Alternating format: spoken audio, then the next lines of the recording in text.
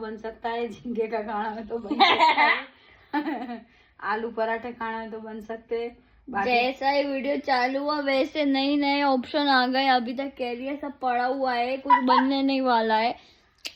दो ले लो। बिरयानी पड़ी थी और छोले भटूरे पड़े थे, तब इससे अच्छी कोई चीज हो सकती है? अभी तेरे खाना हो तो मंचूरियन लाऊं। देखा यार, कैमरा देखते ये लोगों का शुरू हो जाता है। तो कैमरे से डरती हूँ क्या मैं?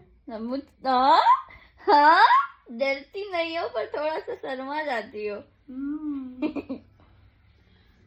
यूं पूछ रही थी कि ये બધા पड़ा ईज खाने का है तो ये खा लेगी, ये खा लेगी कि मंचूरियन लाना है, यूं पूछ रही थी। हाँ लूंगी।